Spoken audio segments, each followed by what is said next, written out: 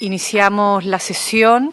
En esta sesión yo quiero darle la bienvenida a la ministra, al equipo de reformas legales del Ministerio de la Mujer y la Equidad de Género, la bienvenida al senador Sangüesa, a la senadora Allende, quien se ha estado recuperando la salud, así que le deseamos que siga así, a la Secretaría, por supuesto, como siempre, a los asesores y asesoras. El día miércoles pasado yo presenté mi renuncia como presidenta en el marco, digamos, de los acuerdos que hemos sostenido administrativamente para la conducción de cada una de las comisiones. Corresponde muy brevemente que hagamos el acto formal de aceptación de dicha renuncia y luego pasemos a proponer a la nueva presidencia. Presidenta, ¿me permite? Primero saludar, por supuesto, a la ministra, a su equipo, a los colegas. Primero señalar de que lamentablemente yo no estuve presente la vez pasada, como te explicó, y por lo tanto no pude escuchar ni su cuenta ni tuve la posibilidad de decir algunas palabras en relación a su presidencia, pero si me permite medio minuto, quiero decir que yo creo que tuvimos un muy buen trabajo bajo la conducción de nuestra presidenta en ese momento, así que agradecerle su trabajo, reconocerlo, creo que avanzamos bastante lo más que pudimos en nuestros temas, que no fueron pocos, y por supuesto estos desafíos continúan. Así que no podía dejar de expresarlo y quiero decirlo públicamente porque, o sea, ahora, ya que he podido venir presencialmente, ya que no tuve la oportunidad de hacerlo, y muy a gusto de seguir trabajando. Lamentamos, pero efectivamente los acuerdos se cumplen, así que por lo tanto hay que aceptarle su renuncia, digo, porque ha hecho muy buen trabajo, pero me parece muy bien que exista este tipo de rotación y de acuerdo entre nosotros, cosa que yo valoro indudablemente. Dicho todo aquello, entonces, entiendo que hay un acuerdo dentro del acuerdo, y si no estoy equivocada, entiendo que el acuerdo es que asumiría el senador Sangüesa. Si es así, me permito proponerlo, que nos ha acompañado más este año, cosa que es primera vez de que yo recuerde que estoy en una comisión, ahora se llama de mujer, antiguamente le decían incluso en la Cámara de Familia, pero en fin, no aceptaron que se llamara de mujer. Nunca habíamos tenido un colega varón, lo cual yo lo felicito porque demuestra que por fin también tenemos hombres que se dan cuenta que esto no es un tema de las mujeres, sino que es un tema, digamos, para hombres y mujeres o un tema de género que nos incumbe a todos como sociedad. Así que junto con felicitar nuevamente a nuestra expresidenta, lamentablemente la renuncia hay que aceptarla, pero es así y cumpliendo nuestros compromisos, yo me permito proponer al senador Sangüesa, como repito, de quien he valorado, que ha estado todo el año con nosotros y por lo tanto nos ha acompañado fielmente en la discusión de todos nuestros proyectos que son tan relevantes. Eso sería. Presidenta, todavía en ejercicio, se ha aceptado su renuncia, por lo tanto procede a elegir como presidente al senador Sangüesa por la unanimidad de los presentes. Senador Sangüesa.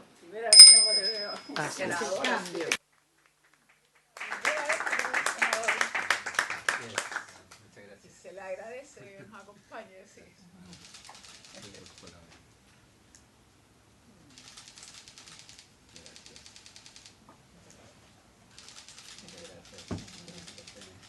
¿Ustedes ya le entregaron la campana? Ahora bien. No, ahora bien. Qué bueno, que yo me lo había perdido. No se siente, senadora Pascual. Conservando una de las tradiciones que tenemos en el Senado, vamos a hacer entrega de la campanilla y aprovechar de agradecerle el trabajo realizado este año. Yo creo que la palabra a la senadora Allende y las que expresaron las colegas la Paulina y Loreto y yo mismo en la comisión anterior, se reconoce el trabajo, la transparencia, la transversalidad para poder tratar diferentes temas que finalmente nos interesan a todos, como dijo la senadora Allende, y yo creo que esto es una señal potente para el país, el hecho de que yo haya tomado la presidencia de la Comisión de Mujer y Equidad de Género, significa también darle la relevancia que tiene en un tema donde hombres y mujeres tenemos que trabajar en conjunto. Gracias. Más temprano que tarde la ley del ministerio se ha hecho realidad. Nosotros pusimos ministra o ministro, así que ha llegado el presidente. Si nos permiten una foto con la Isabel y la Paulina también, por favor. Ministra, por favor. si nos puede acompañar. Y la Lore, que llegó. Llegó. Bien, Lore. Venga, venga. Ya llegó la campana. Ahí. Ahí, ¿Se aplicó? Para que se vea la-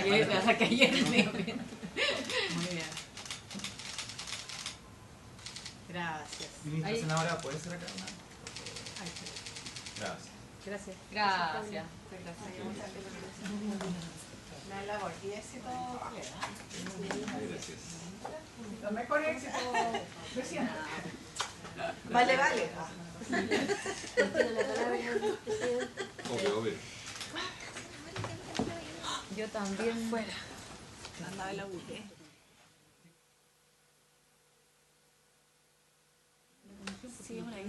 Ya.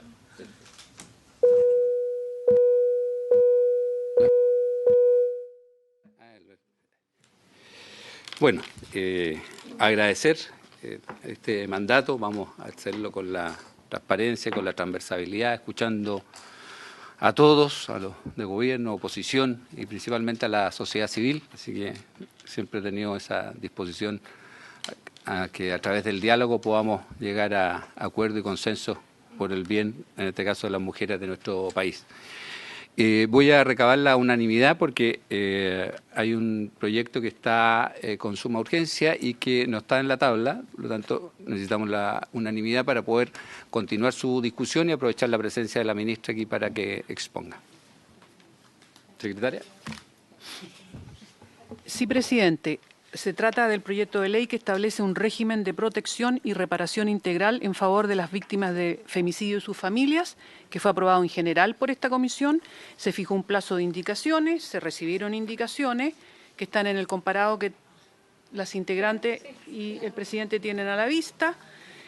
Presidente, ¿me permite dar cuenta de un documento que llegó de la Defensoría de los Derechos de la Niñez a propósito de este proyecto, que se lo hizo llegar también, por supuesto, a la ministra de la Mujer y al ministro de Desarrollo y a la subsecretaría de la Niñez? Bueno, en resumen, la defensora recomienda, dice, en este proyecto, insertar el régimen de protección y reparación integral a favor de víctimas, niños, niñas y adolescentes, dentro del contexto del sistema de garantías y protección integral, en observancia a su derecho a una protección reforzada y diferenciada por la etapa de crecimiento en que se encuentran. Este documento lo hizo llegar la defensora de la niñez y se da cuenta de ese tema. Y dígame usted, presidente, ¿empezamos inmediatamente con las indicaciones? Sí, le vamos a dar la palabra. Primero le damos la palabra a la ministra y de ahí seguimos con la indicación. Y ahí la senadora Núñez. Muchas gracias, señor presidente, por su intermedio. Quisiera agradecer también, yo tampoco pude estar presente el miércoles pasado, así que también quiero aprovechar de agradecer a la senadora Claudia Pascual por su gestión y liderazgo como presidenta de esta comisión durante el año legislativo recién pasado, por el apoyo que significó también para la gestión legislativa del Ministerio de la Mujer y por la disposición también a escuchar a las organizaciones de la sociedad civil en su diversidad. Quisiera también felicitarlo, senador. Creo que un signo de cambio de tiempos, como señalaba la senadora Allende, en el que primero se pasó de tener comisiones de familia, que costaron también, que además costó tenerlas también en su momento, que luego eran integradas casi únicamente por mujeres, que además eran pocas en ese tiempo en esta corporación, y luego el aumento en la composición paritaria del Senado, así como también la apertura a crear nuevas comisiones, permite hoy no solo que exista ya sentada la Comisión de la Mujer, sino que además ir revirtiendo la tendencia histórica, la presida por primera vez un senador. Así que felicitaciones y espero que podamos continuar con el espíritu de trabajo que ha tenido esta comisión.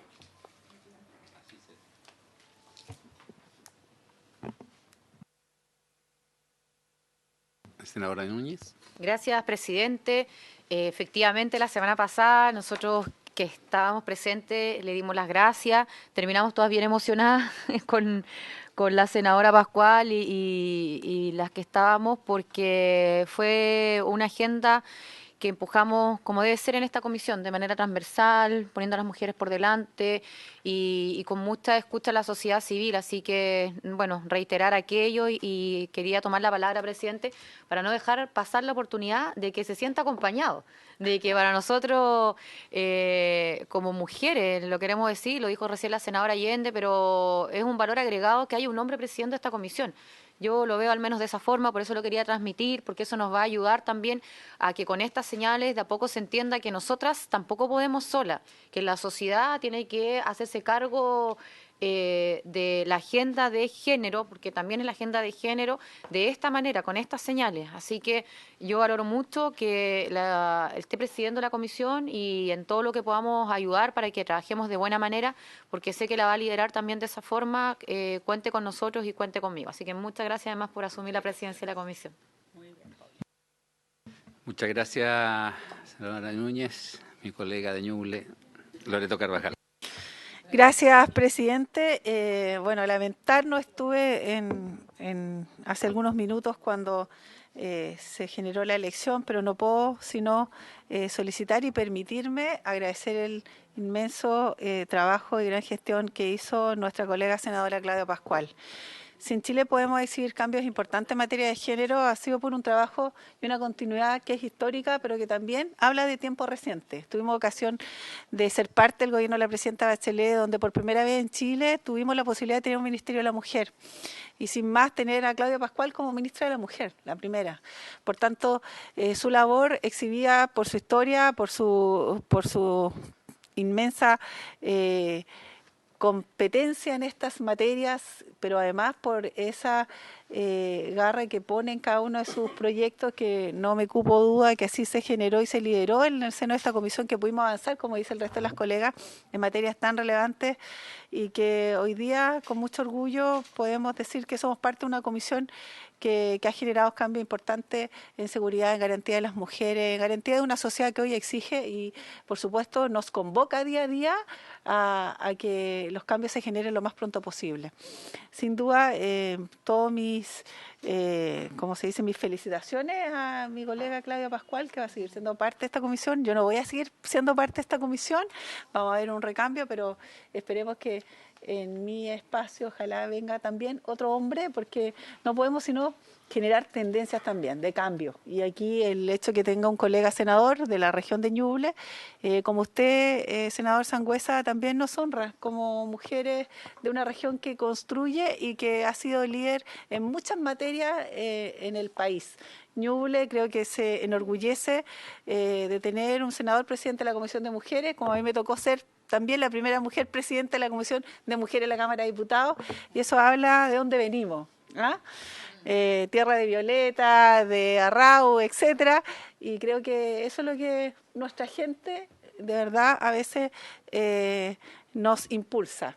Yo solo sentirme honrada, orgullosa de hacerle todo el éxito posible y que de la mano de todos los que aquí estamos, del Ministerio, desde el Ejecutivo, del Legislativo, con todo, desde nuestros colegas, desde la sociedad civil, que ojalá nunca deje de estar en cada una de las opiniones, en cada una de las propuestas que siempre son tan enriquecedoras, hagamos en conjunto un gran trabajo. Así que mis mayores deseos de éxito, mi orgullo y por supuesto, como siempre, teniendo a la vista nuestra gran región de Ñuble que está dispuesta y que hoy día exhibe también cambios importantes para Chile. Así que muchas felicitaciones.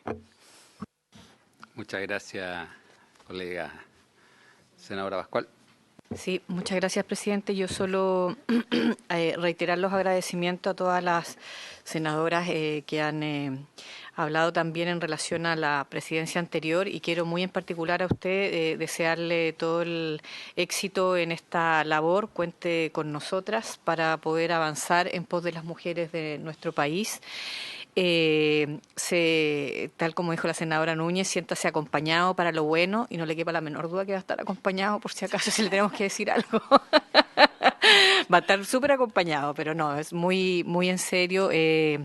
Creo que cuando es cierto, digamos, que cuando todavía nos falta tanto por avanzar, sentimos que los protagonismos y las vocerías de las mujeres tienen que estar también en las mujeres, ¿no? Y que todo el mundo entienda que acá no hay no lo sé decir en inglés, pero no hay un hombre explicándonos a las mujeres lo que sabemos las mujeres, sino que lo que hay, esperamos, y que ojalá todo el Senado se transformara muy prontamente en aquello, son senadores abrazando las causas de la igualdad y la equidad de género. Así que muy bienvenido, senador, como presidente.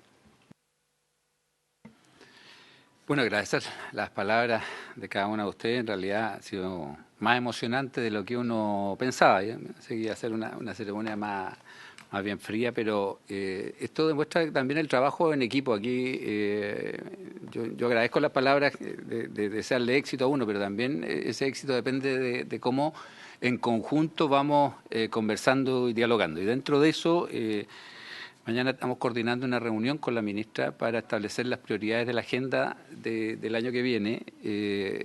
Va a ser a la hora de almuerzo, a las 2 de la tarde, para que ojalá todos ustedes nos puedan acompañar. Y ahora, ministra, usted va a hacer uso de la palabra para que entremos al proyecto de...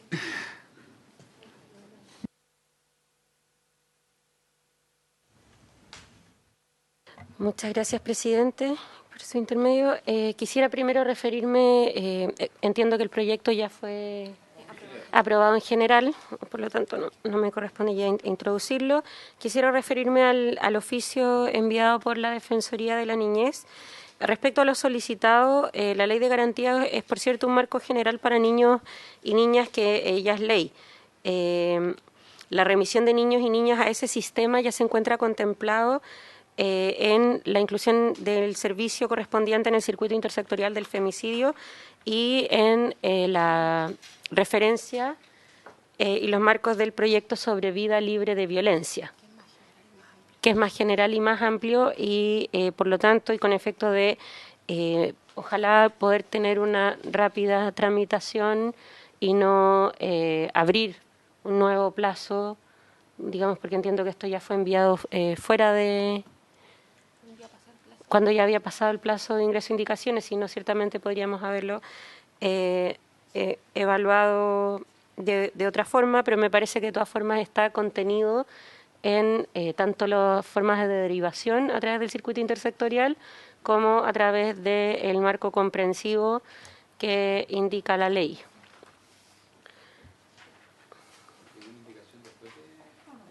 Es un oficio.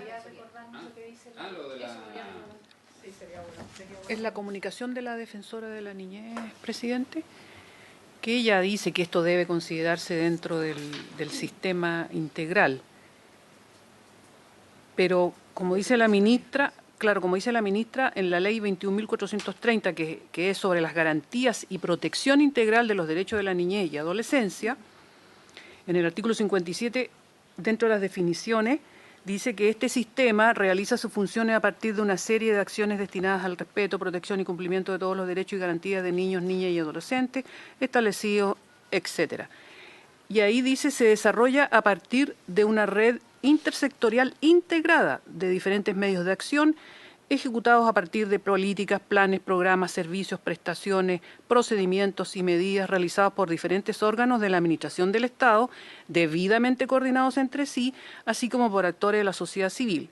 Compete al Ministerio de Desarrollo Social y Familia, en coordinación intersectorial con los demás ministerios y órganos de la Administración del Estado pertinentes, dice, y en particular es ejecutada a nivel nacional, regional y comunal por la Subsecretaría de la Niñez, las oficinas locales de la niñez y los organismos públicos regionales y comunales competentes. Ahí está descrito lo que a la defensora le interesaba conforme al oficio que ella envió.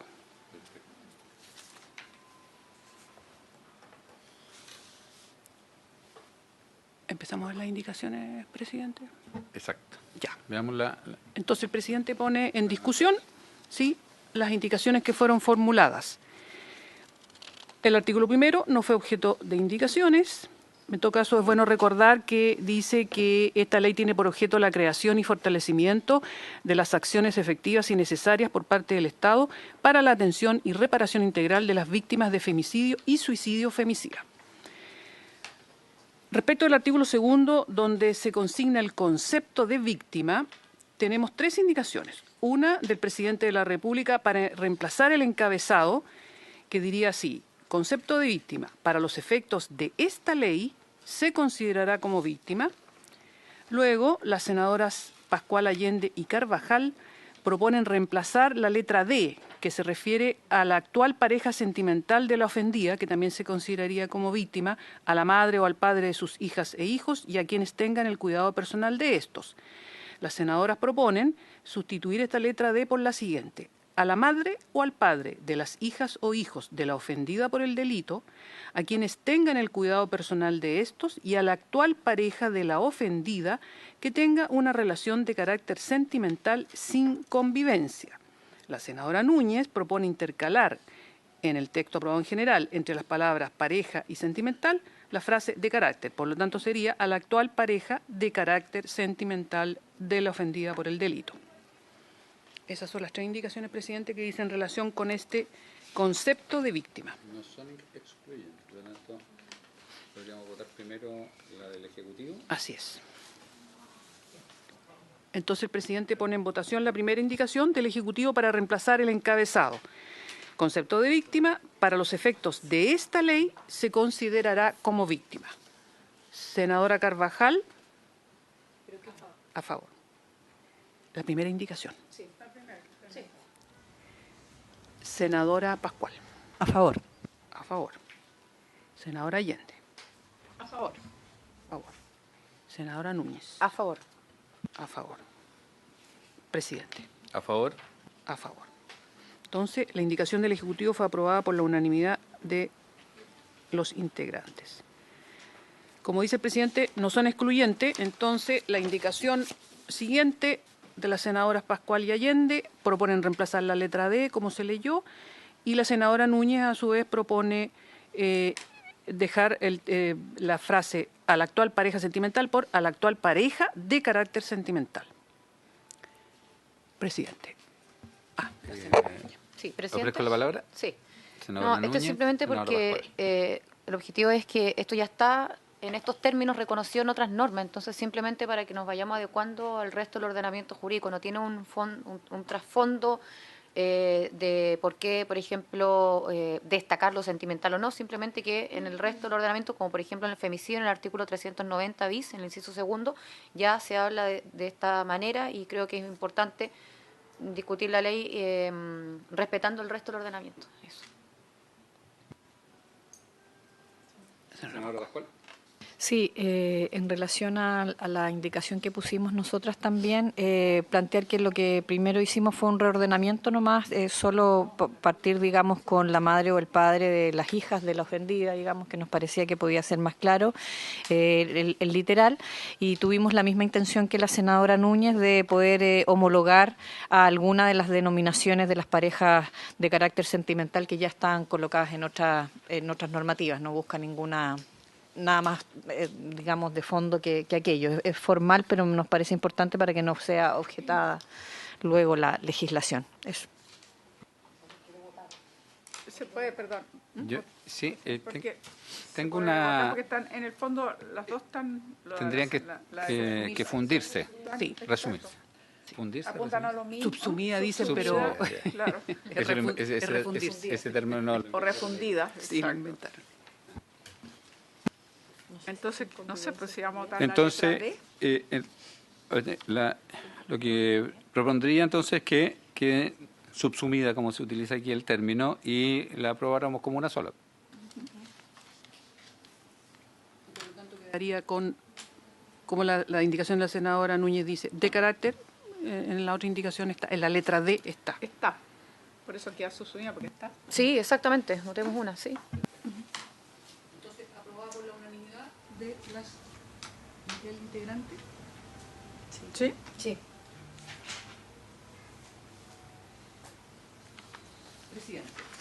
Presidente, luego respecto del inciso 2 del artículo 2, las senadoras Pascual, Allende y Carvajal proponen incorporar, a continuación de la palabra consumado, que está en la página siguiente, la frase o frustrado. O sea, las medidas dispuestas en esta ley se establecen en atención al impacto sistémico que tiene la ocurrencia del delito de femicidio en cualquiera de los grados de desarrollo del delito y el delito de suicidio femicida en grado de consumado o frustrado. En razón de lo anterior, accederán a ellas todas las víctimas antes enumeradas de manera conjunta, cuando así proceda, sin perjuicio de las exclusiones que esta misma ley contempla. Ofrezco la palabra. Sala. Presidente, por su intermedio, quisiera, a propósito de la propuesta de incorporar a continuación de la palabra consumado, la frase frustrada, el fraseo original que propone el Ejecutivo tiene que ver con el siguiente artículo, que es el de la calificación administrativa, por el tipo de hecho que es el suicidio femicida frustrado. Es difícil que el circuito intersectorial del femicidio pueda incluirlos dentro de su procedimiento de calificación administrativa, puesto que las hipótesis investigativas requieren, digamos, mayor tiempo que con los que trabaja el circuito. Esto porque ya sabemos que de por sí es uno de los primeros obstáculos que tuvimos que sortear para precisamente legislar al respecto, tenía que ver con las posibilidades de investigación y que requiere de la acreditación de varios elementos que sobrepasan la acción inmediata del CIF, sino que ya luego son materia de la investigación en otra etapa judicial. Y esto puede traer mayor indeterminación en la aplicación en la calificación administrativa que realiza el circuito, que para efectos también de recoger lo que fue la discusión en la Cámara de Diputados, fue algo que fue observado por varios parlamentarios y parlamentarias en la medida de que consideran que debía ser solo luego de una sentencia ejecutoriada, cuestión que observamos como contraria a los objetivos de la ley, puesto que en el caso de el suicidio del femicida, que es un hecho recurrente, no se inicia juicio y por lo tanto la calificación la ubicamos en el Servicio Nacional de la Mujer y Equidad de Género a través del procedimiento del CIF. Y por lo tanto el no incluir suicidio femicida frustrado tenía ese sentido, el de facilitar el trámite ante el CIF. Senadora Allende. Que tengo una duda. Al ser solamente un tema, comillas, por llamarlo así, de los tiempos de calificación, pero ¿qué pasa entonces con esos suicidios frustrados? Porque no quedan, porque si dejamos solamente consumado, es obvio, lo dice por sí solo, excluye todos aquellos que efectivamente no llegaron, afortunadamente se podría decir, al hecho final de la muerte, pero hay un intento de suicidio frustrado. Entonces quiero saber en qué plano se considera o cómo se califica como víctima ese suicidio frustrado, llamémoslo así.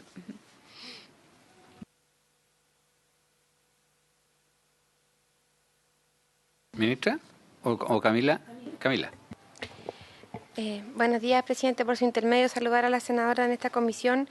Entendiendo la preocupación de que manifiesta la senadora Allende, nuestra tarea es poder generar una normativa que tenga debida aplicación y en general el CIF no hemos tenido casos hasta ahora de suicidio femicida frustrado, dado que la normativa es muy reciente. Pero lo que sí hemos observado en la conversación con los equipos técnicos es que la calificación de suicidio femicida frustrado se escapa a las competencias propias del circuito intersectorial del femicidio, que responde a otros tipos de dinámica, porque la calificación de suicidio femicida en calidad de frustrado requiere de una serie de peritajes que despejen que efectivamente estemos ante la hipótesis de un suicidio femicida frustrado y no de otro tipo de figuras. Y por lo tanto, como tenemos que dar certezas para la articulación de estas prestaciones que esta ley prevé, no estamos en condiciones de dar esas prestaciones ante un suicidio femicida frustrado. Es solo por un tema de certeza, senadora, por su intermedio, presidente, que lo que pretendimos hacer aquí, dado que se activa una serie de protección social respecto al delito de femicidio y suicidio femicida, no estamos en condiciones de hacerlo en el caso de la hipótesis del suicidio femicida frustrado. Si la preocupación es la atención psicosocial de esa víctima, ella igual entra a los dispositivos de violencia extrema que tiene el Servicio Nacional de la Mujer y la Equidad de Género. Y por lo tanto no quedaría sin ninguna prestación psicosocial, porque ellas están igualmente incluidas en la prestación que tienen nuestros dispositivos a lo largo de todo el país. Para su tranquilidad, senadora, por su intermedio, presidente.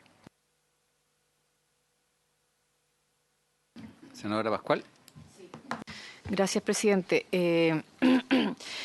Yo entiendo lo que se plantea por parte del Ministerio, la ministra y Camila, como encargada de reformas legales del Ministerio, pero la problemática del suicidio femicida, consumado o frustrado, habiendo sido tentado por un tercero o practicado por la misma persona víctima, es parte de la discusión que se hizo con la ley Antonia. Por lo tanto, a mí me parece que si dimos un debate en donde avanzamos en poder establecer que estas situaciones están, que es además es determinante que la justicia pueda considerarlas en su análisis de perspectiva de género para esta sentencia, y tomando en cuenta además que en el caso de un suicidio femicida frustrado, las prestaciones que esta ley da no son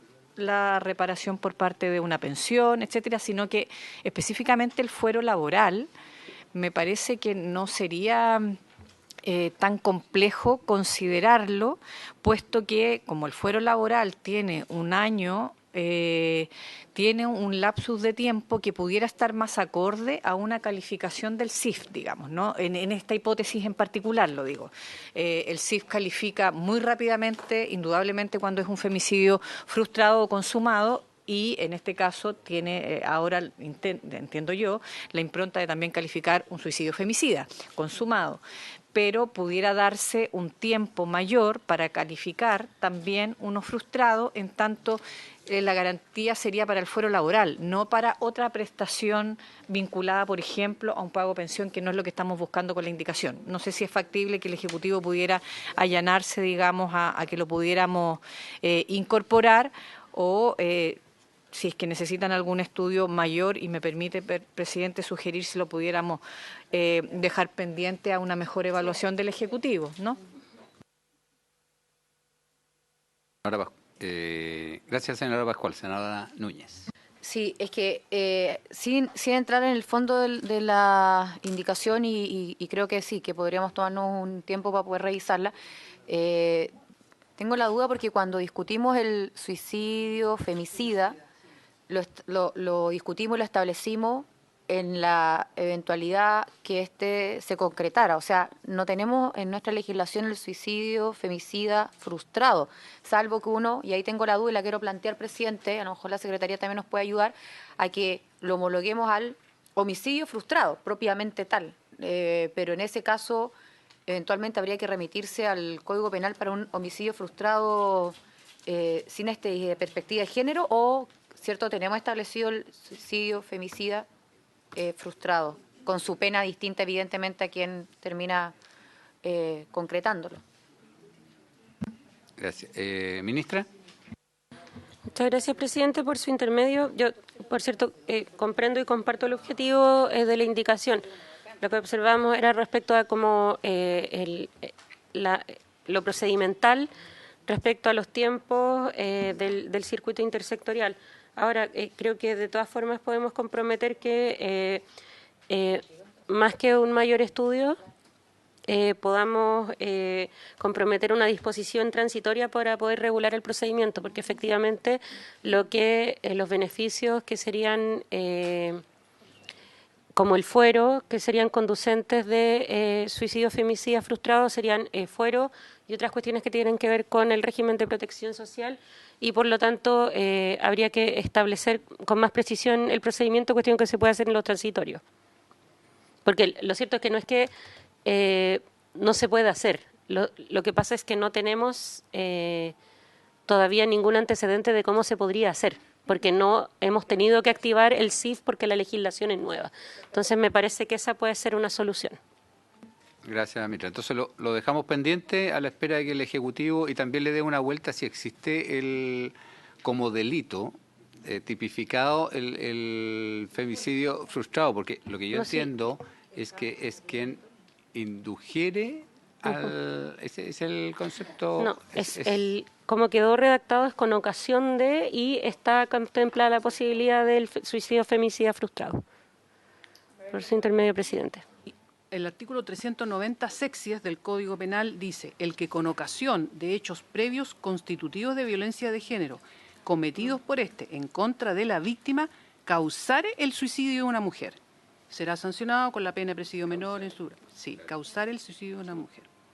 Eso es consumado. Sí, Es consumado. Por eso... Y por eso lo pusimos, por eso hicimos la precisión de que era suicidio, femicidio, en grado, porque la disposición no contempla el suicidio, femicidio frustrado. El Código Penal, pero al suicidio. si la ley Antonia una reforma al Código Penal, Sí, conforme, pero aquí es...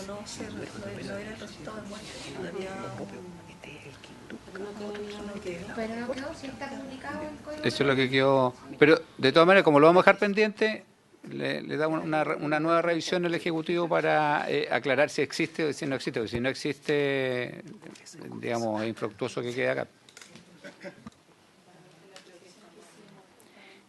Presidente, entonces queda pendiente para ya, en la próxima sesión.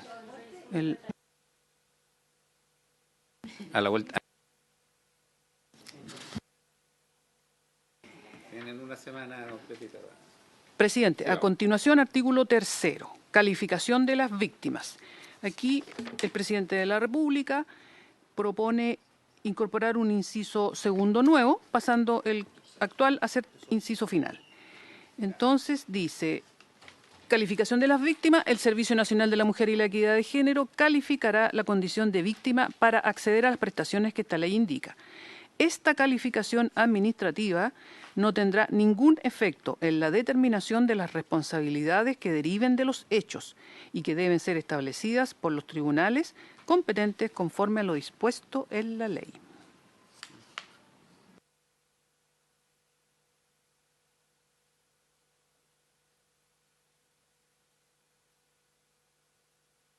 Una consulta, ministra, y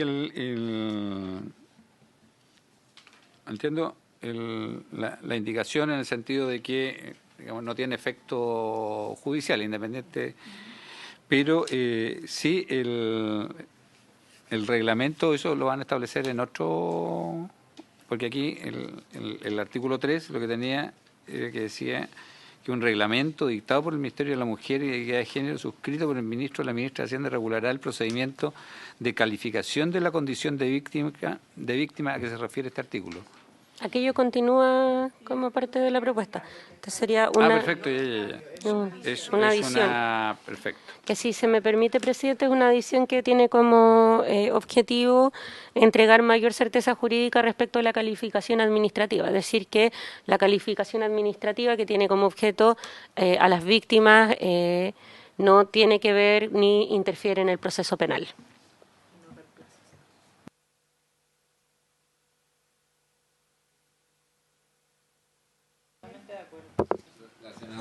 Senadora Carvajal. Solo una apreciación, si me permite, presidente. Yo creo que la indicación tiene un objetivo que es justamente la división de los poderes, ¿cierto? En el seno administrativo y lo judicial, eso queda súper claro. Pero genera, sí, yo diría, una reacción que genera un producto no óptimo. Porque finalmente, si uno lo mirara así con mucha atención, dice, efectivamente la calificación administrativa no tendrá ningún efecto. Entonces alguien diría, ¿por qué tendría que tener efecto en un seno judicial o de competencias distintas? Lo administrativo nunca va a tener injerencia en un procedimiento judicial, son dos cosas. Entonces, si es tan obvio, ¿para qué lo decimos, digamos? ¿Ah? Pero además señala, ¿cierto?, que no tendrá efecto la determinación de las responsabilidades que deriven de los hechos y que deben ser establecidas por los tribunales competentes conforme ya. Bien, pero a lo que voy, que al final genera como una suerte de discusión que podría darse en el seno administrativo, decir, a ver, no genera ningún efecto para atrás, pero deriva de un efecto judicial. Porque yo no voy a calificar administrativamente a la víctima, al victimario, si es que no hay una sentencia judicial de por medio. Pero pareciera ser, ¿cierto?, que indique que hay un hecho que se determinó y que hubo una sentencia, porque hay delito cuando está la sentencia, digamos. Entonces ahí declaramos finalmente quién es la víctima y quién es el victimario, ¿cierto? Pero al revés, es como que nos dijeran, administrativamente no tiene nada que ver con eso. No sé si me explico. Pero deriva de un hecho que es implícitamente efecto de aquello, digamos. O sea, la calificación administrativa nunca no podría estar ligada a un procedimiento judicial terminado que termina con una sentencia. O sea, entonces creo que la redacción genera como un feedback que podría ser discutible en el seno administrativo. Es decir, a ver, ¿cómo me califican? Si además me están diciendo que esto no tiene ninguna injerencia para atrás, pero que efectivamente deriva de un proceso anterior. Presidente. No sé si me explico. Sí, senador Carvajal. ¿Quiere responderle usted, ministro? Sí, esto fue uno de los acuerdos para mejorar la redacción de la ley a los que llegamos con el ministro Cordero, y que tiene que ver con que precisamente la calificación administrativa es un mecanismo para el cual se accede a un beneficio de protección social, ¿cierto? Y por lo tanto lo situamos en ese ámbito, pero la calificación administrativa de por sí no constituye prueba para el proceso penal, ¿cierto? Aquí lo que nos ponemos es la hipótesis que hasta el momento nunca ha ocurrido, que es que en 9 años de funcionamiento del circuito intersectorial del femicidio, nunca una calificación inicial de femicidio se ha revertido hacia otro tipo penal. Por el contrario, otros tipos penales calificados inicialmente se han transformado en el curso de la investigación en femicidio. Pero, por cierto, tenemos que contemplar todas las posibilidades y, por lo tanto, tenemos que ponernos en la hipótesis de que durante el curso de la investigación se comprobará otra hipótesis investigativa, y ahí, digamos, lo que se quiere especificar es que la calificación administrativa corresponde a un ámbito del Ejecutivo que tiene que ver solamente con disponer beneficios y que no constituye, en el fondo, una adjudicación de responsabilidad o determinación de responsabilidad anterior al juicio. Gracias. Un poco lo conversamos en la reunión anterior, que era que si esperábamos el juicio, o sea, el beneficio podía llegar 2 o 3 años después. La idea es que esto sea más o menos desde que esté consumado el hecho, para ir en efectiva ayuda de los niños, niñas, adolescentes que pudiesen estar en esta situación. Me había pedido la palabra. Sí, solo yo vuelvo a insistir que la redacción no me deja, digamos, feliz, por así decirlo, porque habría bastado tal vez decir esta calificación administrativa no genera efecto alguno respecto a otras materias, otras responsabilidades, punto. Más que este feedback que puede de cierta manera ser como un resquicio. Eso nomás, presidente, pero bueno. Entendemos el objetivo y lo compartimos, solo que la redacción tengo mi apreciación. Senadora Pascual. No, yo estoy de acuerdo con lo expresado por el Ejecutivo. Me parece que la determinación de las responsabilidades se refiere precisamente a los hechores de la situación, no a una responsabilidad del Estado en materia de la protección de la víctima, porque la calificación es solo de la víctima. Creo que está bien. Gracias. Claro, lo que hay que evitar es que después esto sea, digamos, utilizado como argumento en el tribunal, es porque se me está dando la mención, ya hay una condena previa. En el fondo lo que hace la modificación es decir, independiente del resultado que tenga el tribunal, que en el fondo es un poder independiente, se dio esta resolución administrativa. ¿En votación? El presidente pone en votación la indicación del presidente de la República. Senadora Carvajal. ¿A favor? A favor. Senadora Pascual. A favor. A favor. Senadora Allende. A favor. A favor. Senadora Núñez. A favor, señor secretario. Presidente. A favor. A favor.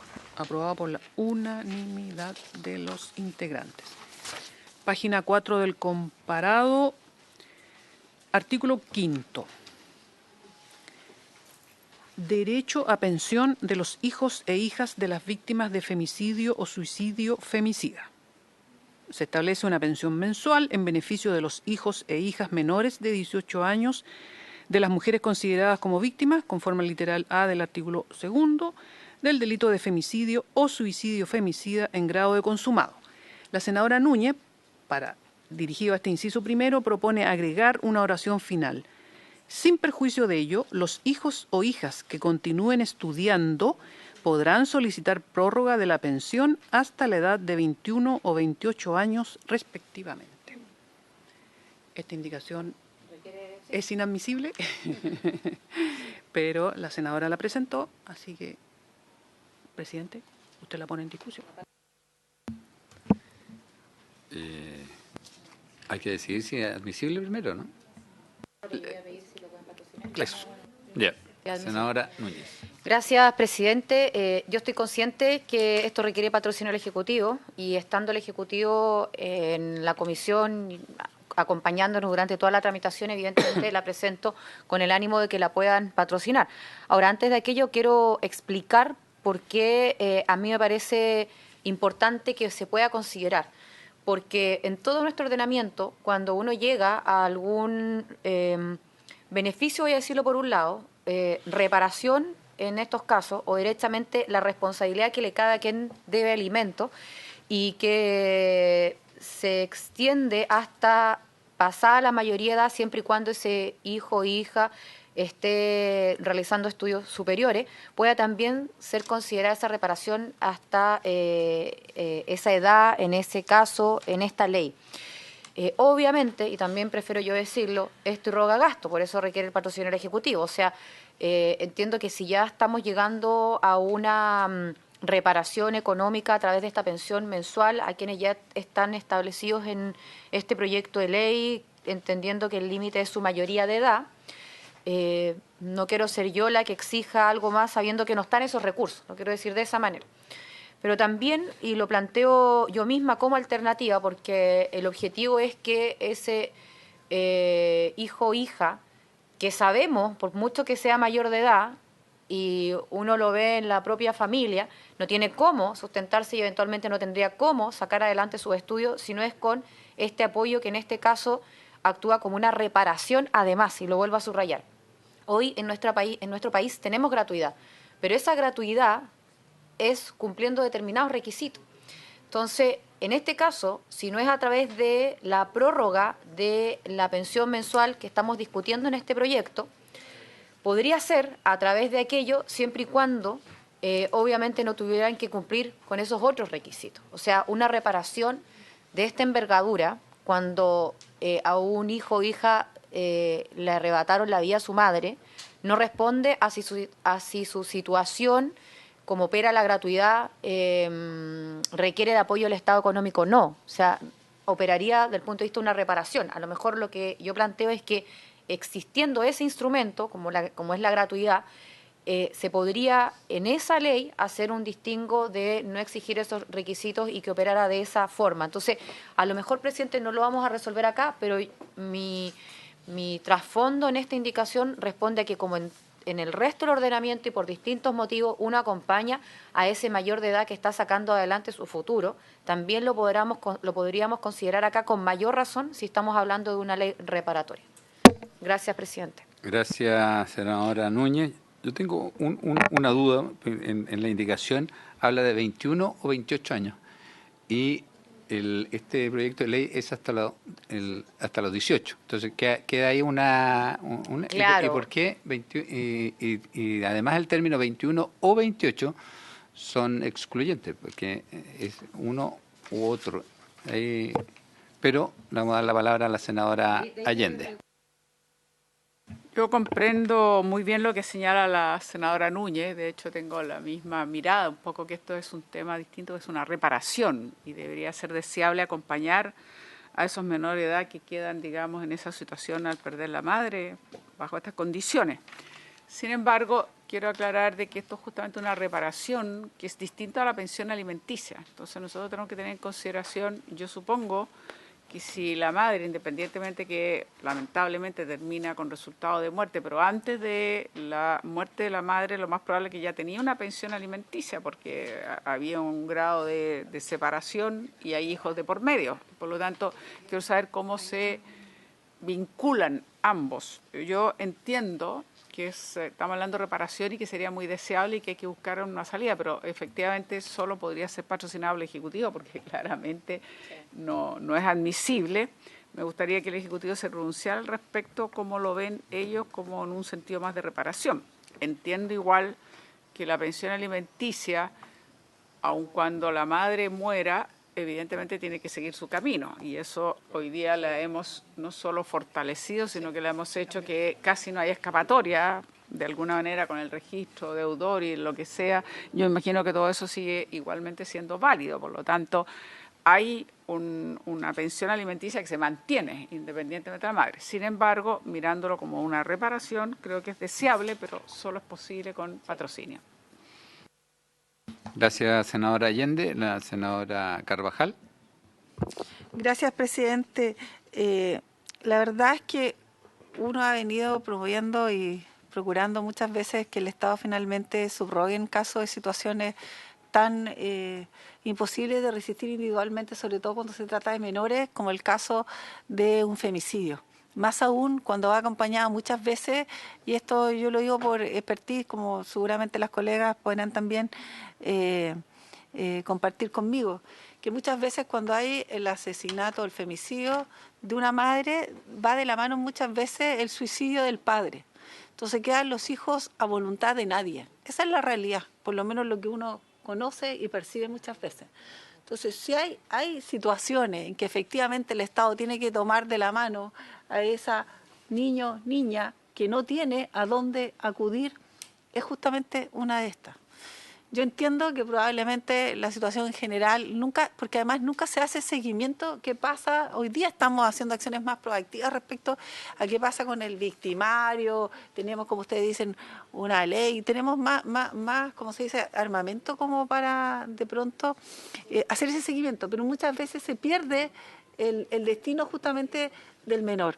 Por tanto, creo que si hay más abajo, ¿cierto?, una suerte de determinación del cual se hace cargo el Servicio de la Mujer y Equidad de Género, pudiera darse el caso especial y que pudiera pensar el Ejecutivo que a lo mejor en aquellas circunstancias en que no hay ninguna posibilidad de acoger una fórmula de apoyo económico por el victimario o el padre o quien tenga su decisión, por otro lado, digamos, se pensara en la posibilidad de generar también más allá de los 18 años, sino que también, como propone la indicación, hasta que termine de estudiar o dar esa garantía a esos niños, más aún cuando se considera que no hay o que no hay posibilidad alguna de perseguir algún sustento económico desde otra vía. Yo creo que bien valdría la pena a lo mejor tener la idea y generar alguna respuesta también a eso, en el entendido que el Estado, creo que hay casos, y este es uno de ellos excepcional, en que debe subrogar y después verá cómo se cumple, me refiero.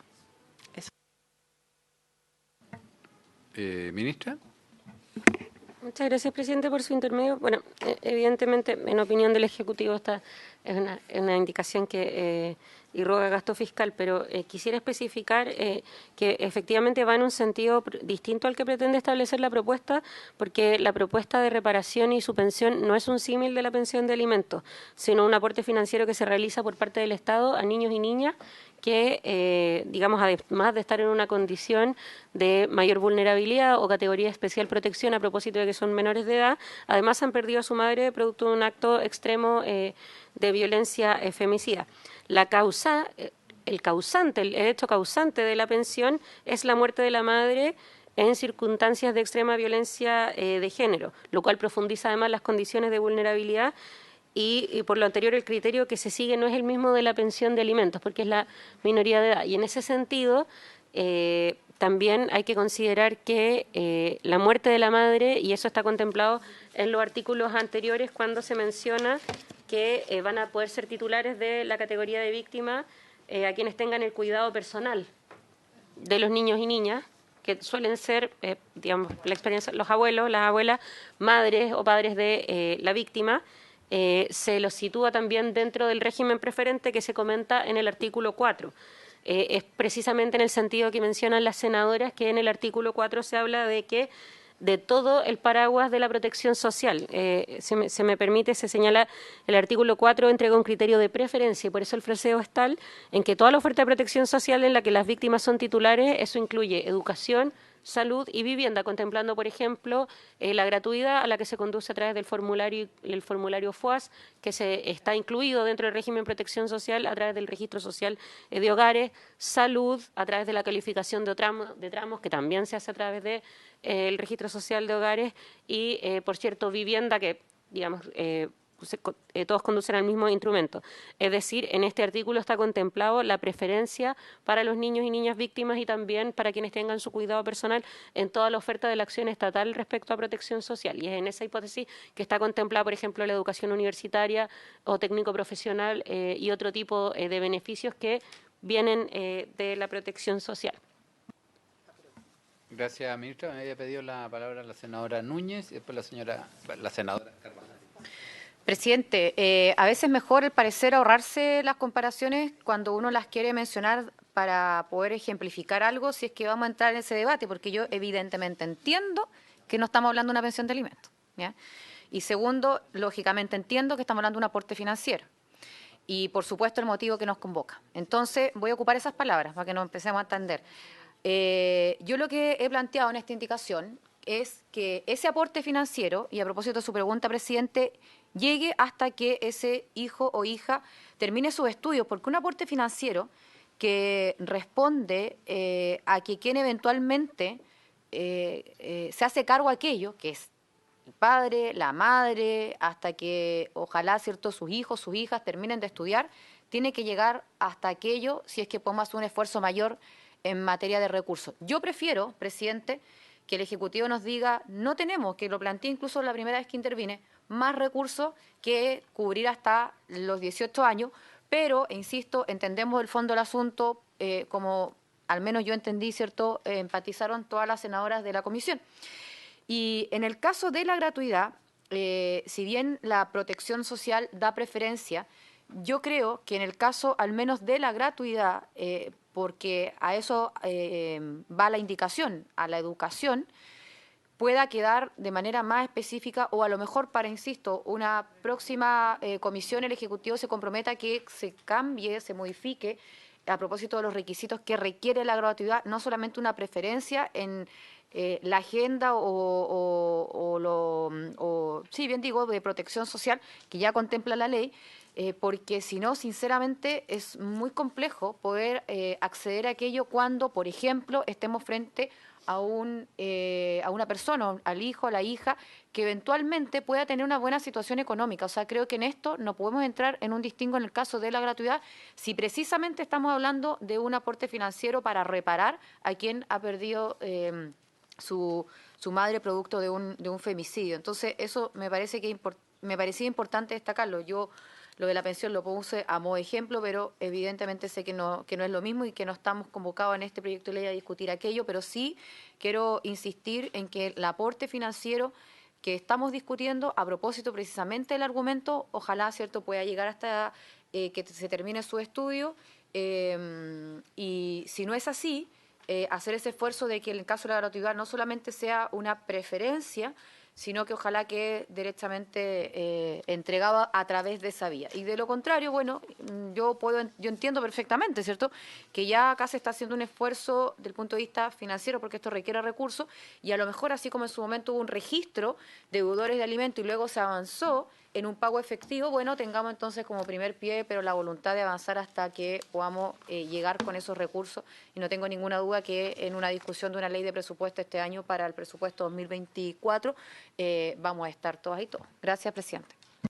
Gracias, senadora Núñez. Tiene la palabra la senadora Carvajal y después la senadora Pascual. Gracias, presidente. Yo creo que si hemos logrado llegar a la discusión de este proyecto, creo que hemos dado un salto bien cuantitativo y sobre todo un salto profundo en lo que es la protección de los niños y niñas, sobre todo de una, diría yo, no sé cómo catalogarlo, pero de las peores cosas que uno puede imaginar en la vida, que alguien asesine a su madre, digamos, o mate a su madre. Lo digo y quiero generar mi comentario en razón de que son casos excepcionalísimos que uno nunca quisiera escuchar, pero del cual sigo insistiendo que el Estado tiene que hacer un esfuerzo mayor.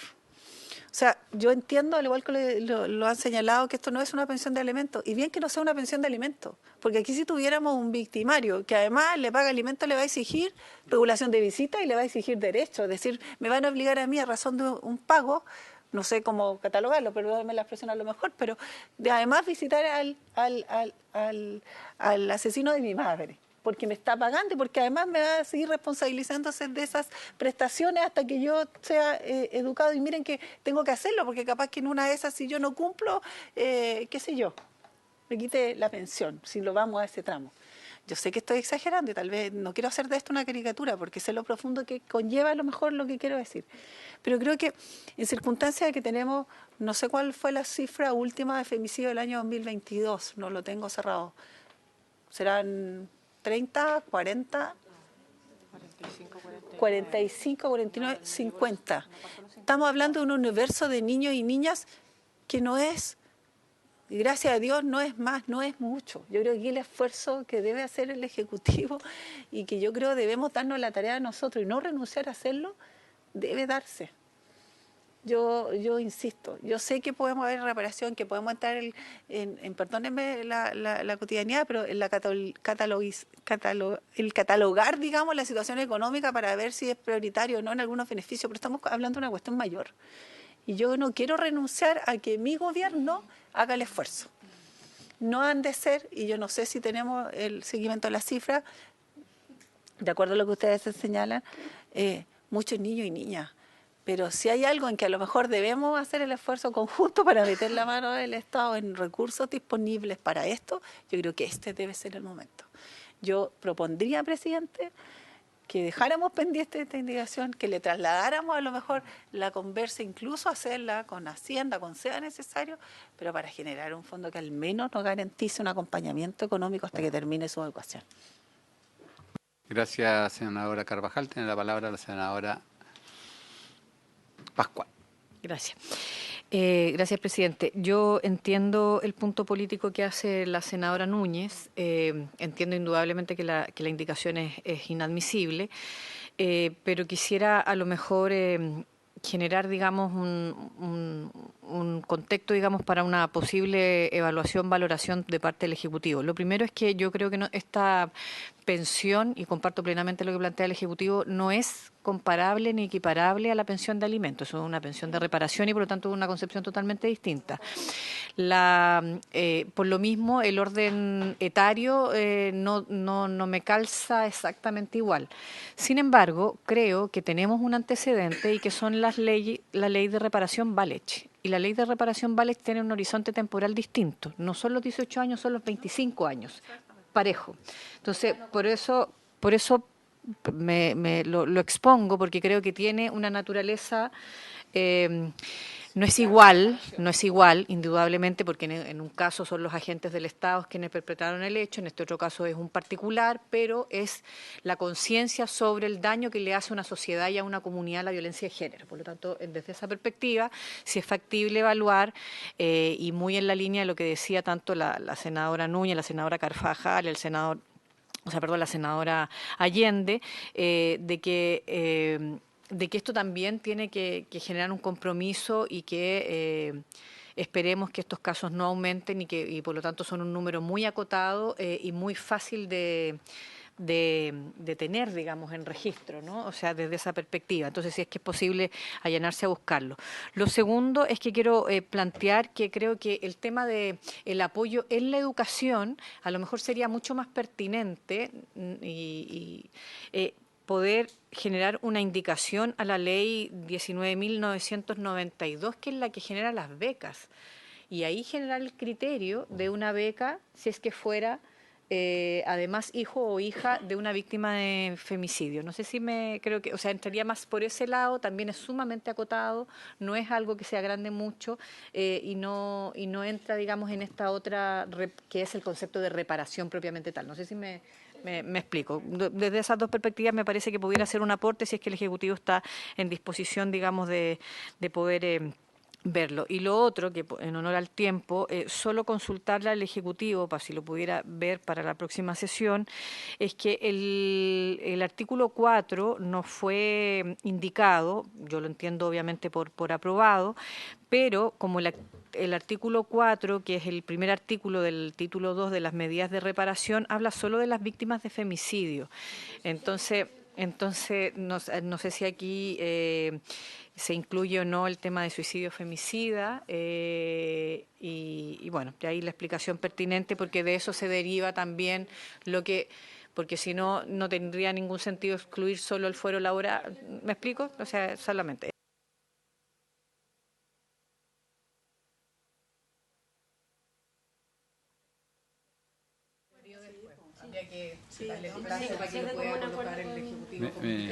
No, la secretaria me dice que se puede hacer vía adecuación formal. O sea, no. Pero digo, no, la indicación de la senadora Núñez, este tema. Sí. No, de todas maneras. De todas maneras. ¿La palabra?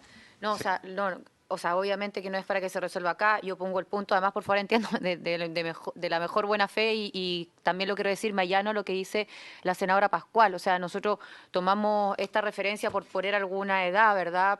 Pero si nos vamos a los 25 años, porque además hace más sentido a propósito del argumento por el cual se recibiría esta reparación, yo por supuesto que Mayano, para que el Ejecutivo también lo tome en cuenta. Gracias. Ok, entonces la dejaríamos pendiente y la respuesta la trae el Ejecutivo a la vuelta de... Sí, de todas formas, que no quisiera dejar de destacar que este es un proyecto de ley cuyos contenidos y disposiciones han sido conversadas en particular con la agrupación de familiares de víctimas de femicidio y la agrupación Ni Una Menos, quienes acompañan muchas veces en los viajes durante el juicio, durante procesos tan duros como la presentación de evidencia en tribunales y que ellas se han allanado al contenido y que la vía de intervenir en el instrumento general, que es el régimen de protección social, es el que es el más amplio y extensivo, más que ir por instrumento en particular, por dos motivos principalmente. Primero, porque es el registro social de hogares, es la gran foto que tenemos respecto a la composición socioeconómica del país y la conducente a la gran mayoría de los beneficios, entre ellos los educativos, pero también los que tienen que ver con subsidio único familiar y otros. En segundo lugar, que también se ha hecho un esfuerzo de incluir más allá del universo que estaba originalmente contemplado, por ejemplo, a los hijos e hijas de víctimas de femicidios desde que se calificó y que aún no cumplen 18 años. Y es por eso que también nuestra urgencia como Ejecutivo es poder tramitarlo en forma similar. Lo digo porque en términos técnicos el número de posibles beneficiarios de una norma, para decirlo en sincero, no es técnicamente fácil calcular los posibles beneficiarios de un beneficio de gratuidad sobre una población que es indeterminada y que no es previsible. Y por lo tanto, por eso es que la vía del Ejecutivo fue incluirlo en el instrumento general, que es el régimen de protección social, y también de forma general señalando un criterio de preferencia que es amplio, porque en términos de cálculo de la irrogación de gasto es difícil técnicamente poder anticipar un hecho de estas características. Sí, ministra, yo le entiendo la explicación, las cifras de víctimas son estables durante los últimos 9 años, lo que me refiero es su trayectoria educativa posible, porque eso es lo que permite poder calcular, por ejemplo, si vamos a intervenir directamente en la ley de gratuidad, el poder hacer el informe financiero. Por eso la vía del Ejecutivo, para no tener que hacer un cálculo que resulte imposible, porque es predecir una trayectoria educativa que depende de muchos más factores que la sola existencia del niño, es intervenir el instrumento general, que es el régimen de protección social. No del posible, por ejemplo, posibles víctimas beneficiarios de gratuidad porque vayan a optar por ese camino educativo. Pero, ministro, para que no sigamos alargando, hay varios que se tienen que retirar, damos por finalizada la sesión, agradecerle la voluntad y la disposición a trabajar. ¿Ah? Se levanta la sesión.